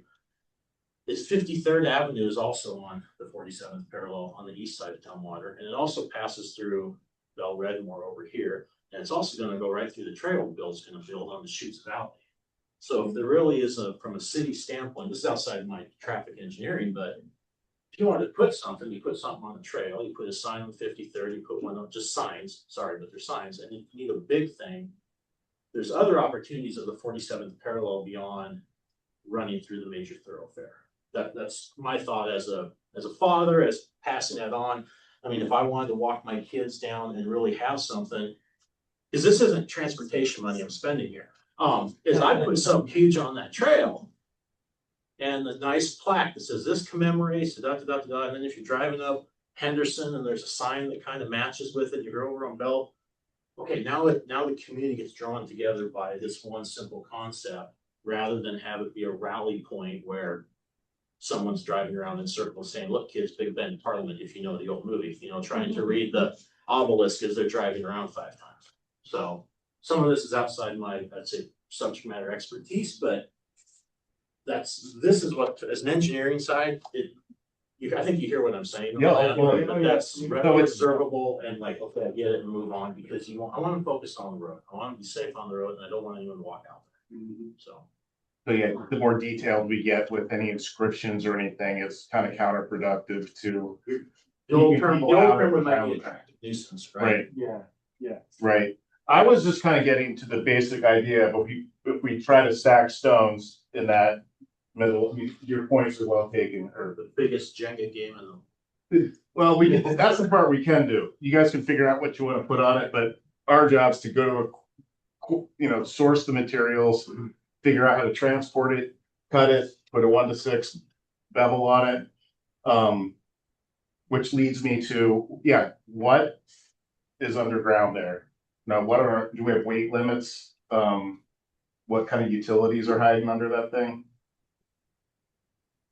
Yes. I'm looking at you, I don't know why. No, 100%, like you're looking at me, like I you. know. It's you gotta grow that thing out. Yeah, unfortunately, the center of that roundabout is full of utilities. Naturally, how it was, because those are all existing utilities that were there when we built the roundabout. But there's sewer, there's water, there's storm, there's a major utility trench that has all kinds of fiber and silicone and stuff. There's also a high pressure Florence gas tank. But So if you think about the head of irrigation, the geometry of it, you have a bridge going over I-5, so everything's coming over here and connecting with a major north-south route. You literally put it over the intersection of everything. But with that said, there's a couple things to focus on. One is that obviously we would want, so from a weight standpoint, spread footing is gonna be, it's gonna have some kind of spread footing, and that will more than likely just address the weight issue. 8 and 10, well, you need a spread footing design for it, but you can do it. Yes. I think, I've run the numbers, but yeah, generally speaking, you probably can move that, probably there. The issue really is that normally, as a general rule, you don't want to put things right on top of major utilities. However, does it happen? Yeah, it happens a lot. And there's two issues there. One is routine maintenance, which, to be frank, most utilities you put in the ground, you don't touch them until they need to be replaced or they fail. And then obviously the second one is a catastrophic failure, which could happen, but you know, it's pretty happening in that spot. What are the odds? What I think in order for us to fully evaluate the whole entire thing would be that information, which is really what we need to kind of see. We need to see what's being proposed, we need this, we need to know how much it's gonna weigh. To kind of evaluate kind of what the risk factors are. We need to let, you know, we would let, you know, PLC and the other utilities know that it was going in. They're not gonna stop us, but at least we wanna let them know. Probably the most important component of it is, that, you know, that the object can be moved at some point. Now, this is a concept that I just wanna, you know, mention to you that,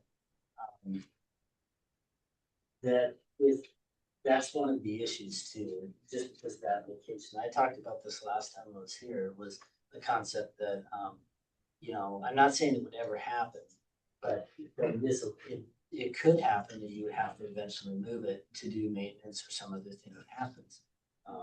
If it's, depends on how it's like put together, depends on whether you can put, how you're gonna move it, whether it's slings or whether you're putting sticks in it or pins in it.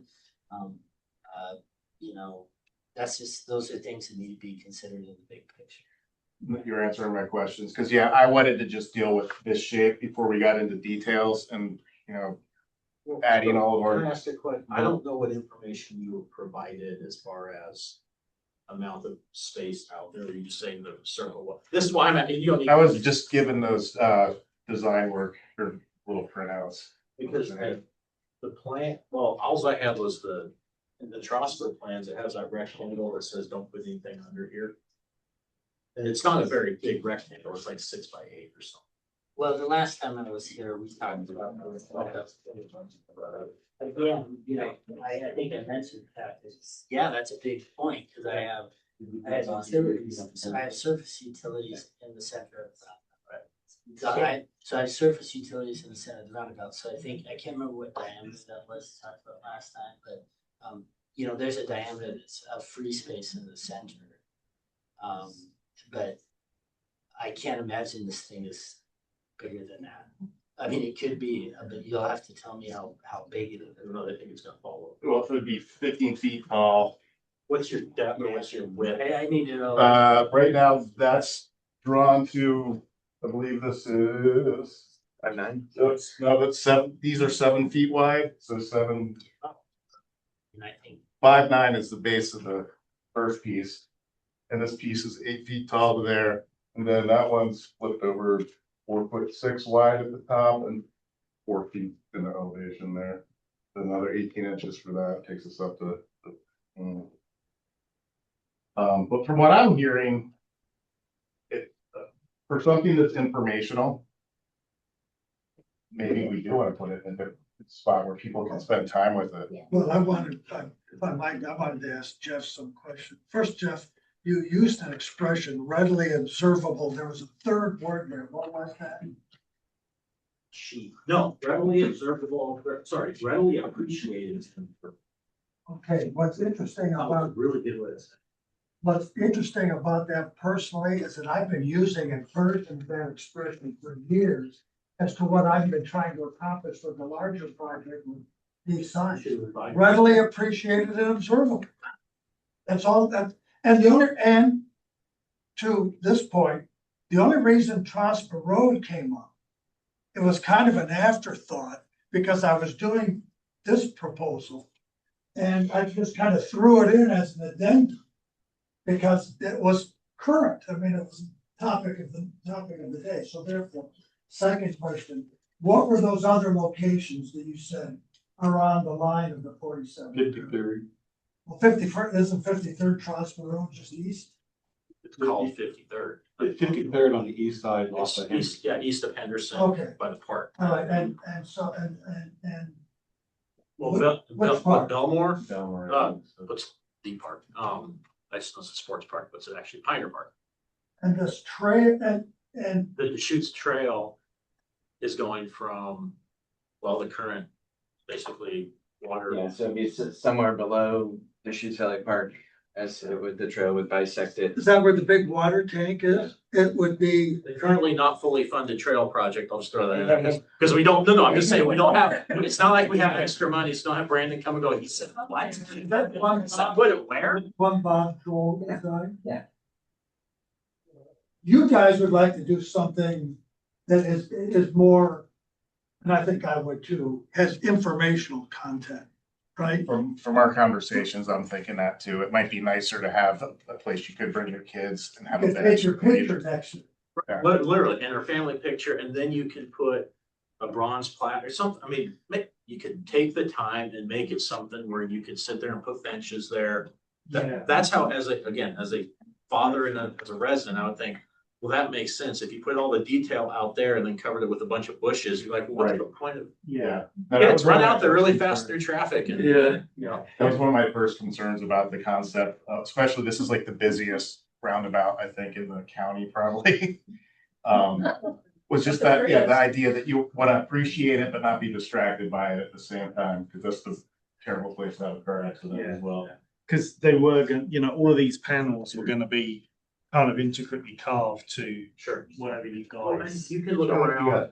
On that's just, some of your ideas of the iconography with the road signs and these panels are a blank canvas right now, and it'd be whatever, all of you guys decide you like and represents Tumwater and what you want to say to tourists or locals. Like it can be a whole interpretive. And that was the concept. We should run a line on the ground straight through the golf course, east west. You need a permit for Brandon. That's outside my purview. I'm just here for suggestions, especially And Dave, we put in whole bunch of lights. But just to fill out the picture, because you're wondering sensibly, what's it gonna say on Well, the I'll just say this, 47? I'm sure I'll come to some of these things before. Usually, when I first saw this, it was very general and speaking.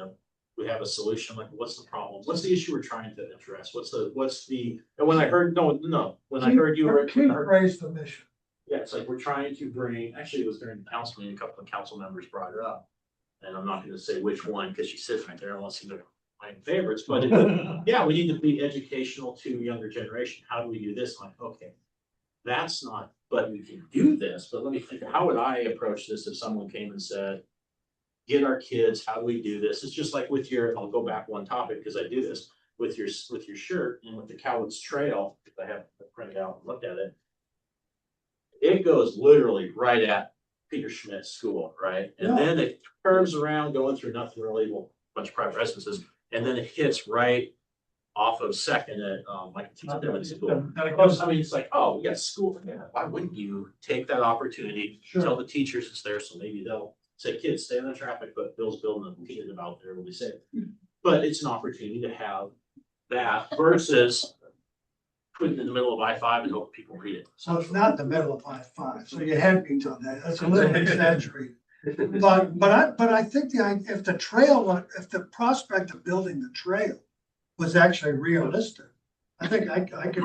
What's happening? Wow, that took. What you've done? Yowza. Let's turn the crowd on someone. Through Tumwater Falls Park. What's the timeline for that? Well, that section is not this year, so. Do you have $5 million in your fund to help fund the rest of that? Give all my money to work at State University. So how much time would you guys need to do that regardless of where it's placed? If we were to build, scale wise, would we still need to be 15 feet tall? Probably not. Not if it's down on the trail. Because that's where we were. Probably 10. Machinery and availability and hauling and just everything. But just generally, what's the lead time for something like that? What you say a year? A year. Yeah. I'd say a year is comfortable. Especially if there's a bunch of hand carved. But getting the stone and other jobs on the books, I would say a year. But on the subject of trails, you know, we can do small mile markers that we could bust out real quick. Something that's a little different to every other trail. And we could put historic, you know. Right, it's like you can take advantage of other stories, Well, other that, histories. yeah, and that's part of the art plan for the Gypsy Valley Trail, Right. because there's a lot, we have a lot of stories to tell there from, you know, the native tribes over here, but it's the water, it's the fish, it's the environment, it's the recreation, it's the brewery. Are they all gonna be on that trail? Along that trail on signs, yeah. Yeah. This would be a natural on that trail. We'd love to do some things in stone that go along, and I've done many bike paths, like I love biking and, you know, getting out there. And it's just one of the things that occurred to me, like, how nice would it be to have some stone? It's essentially artwork, but in a, you know, in a signage. Yeah. It's something that symbolizes the area where the trail come from. It's informational without you're looking at a QR code, you're just cycling past it and you're like, oh, that's a cool carving of whatever, but you might go back and look it up and find out some history, right? Like, And you're reading when you're actually exhausted, but you don't want Yeah. anybody to know. yeah, so no, I'm all, we all are, like, all for beautifying the trails and. Yeah, I would say simple enough to understand and understand readily at a glance. Yeah. Readily appreciated and observed. That's what Masonic symbols have been from the dawn of time, right? They've put a symbol on something and it's recognizable. So Yeah, some of the most famous friezes are on a Parthenon, right? aren't they in England? We're great at cutting off pieces of buildings and then somewhere else. It was you guys, wasn't It was us, yeah. But honestly, think it like, and this isn't set in stone, this design, like, while everybody's here, like. Was that think- fun? That was a fun. Yeah. But think about what you'd like to represent and what you'd like to have in artwork, either on the trails or on the path and 47. Well, in the roundabout, of course, the idea was to take these icons and kind of embed them in it, because all roads lead to Tumwater. And when you're taking that spot to memorialize it. So, I mean, But that would not work. There'd be no point to doing that down on the Deschutes Valley floor. We'd have to say something else. But if we got all these other signs put up, we might not need the 47th parallel monument to tell that story. If Brad's wayfinding path is going to be our solution. Yeah, I would agree. Yeah. Any further discussion? Okay, can I have a summary of where we just left this? That's 40 A minutes. summary of where we left us. Dave, you want to do the summary? Did we actually make the move to say no, or we're not doing anything in the roundabout? No, I think we're holding Yeah. back on a commitment to it, certainly. It would be nice to actually have a work session, which we don't need all these visitors to attend, to look at the trail project, visualize where it is on the trail, what else is going on the trail. That would seem to me to be a good interim step. It seems to me where we're at is that we need to put it on hold. Where can we go? The trail idea is fantastic, and I think that takes care of the 47th parallel. If that's what's gonna happen, you don't know the time frame. But I think that would be a fantastic future goal for the Historic Commission to participate in that. Having stone carvers work on the signs would be fantastic. So what I would say what we're at is temporarily, we're not gonna be putting a 15-foot spire in the middle of Trosper Road roundabout. We're gonna pursue a future signage on a potential fantastic trail. Installation, yes, yeah. And we're happy to, you know. Yeah, I guess we should have actually. You know, to come and sit with you guys and mull over designs and even go walk the park and say, hey, look, wouldn't this look cool there? You know, I'm certainly happy to give you some perspective from a stone carver what's actually doable, and hey, that's going to cost you a lot of money. Maybe you want to, Well, you know. I think one of the things I like about Tumwater Falls is the signage that's carved out of rock, for example. I think, to me, I looked, wow, somebody had to work really hard to make that. Because I remember when I was in art class, I had a bar of ivory soap And I was to carve a dog out of this ivory soap. And all I got was shavings on the floor and that bar soap is gone. Yeah. So I think that. What's that you're talking about? So. No, bar I soap- that down at Tumwater Falls. And look down at Tumwater Falls using the soap. While we slow track 47 parallel, you guys wanna help on threes in the meantime? I was gonna suggest to you, we can go look at it and see. Just Would you enable these gentlemen to go by and inspect the property? I'll coordinate. Is that something you want to Yeah, give you my opinion. Yes, like, could you coordinate so we don't get a call from 911 Yeah. saying? I don't Stay in the building, like, it's really. Sorry. I'm with you. The building has to be demolished. Yeah. The original would be. You agree saving those threes? It's a great piece of stuff. As much as it's maybe more cost effective and easy to recast that stone, it's kind of like the Berlin Wall, right? Like, hey, I've actually got a piece of the Berlin Wall. Yes. Yeah. It's just a piece of concrete, but it's gone all over the place because it's had some significance. Harold Hickey was there at the dedication. So from my mind, as someone who's keen on preservation and you know, preserving historic buildings, absolutely, if you can keep it, do so, because. That's It'd be special to feel. I'll teach you something. Like, you think that's realistic to talk to the facility manager? It's happened, absolutely. Okay. Yeah, even if they take a minute, we can learn a lot. Yeah. Thank you. There was I a, gladly trade the migrant in the circle for the saving. Noted. Noted, I'm picking up, so you're throwing down there.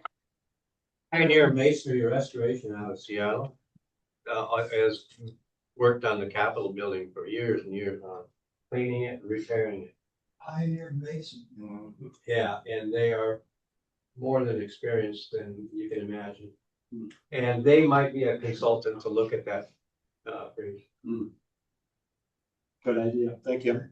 Events are readily appreciated and observable. Well, the full thing is observable from outside the intersection. That's right, yeah. From a safe distance. Take a win. Okay, I think I've reached to the end of our agenda, I think.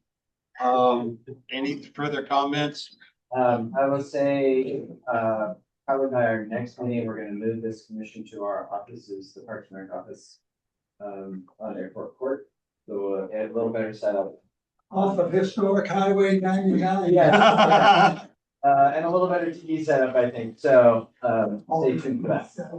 Okay, I need a motion for adjournment. I move we adjourn. I second.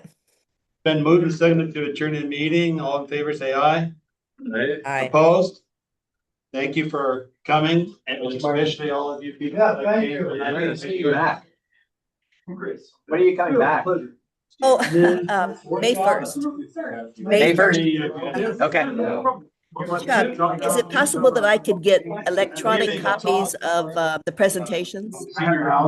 Yeah, I can send it to you. I'd appreciate that.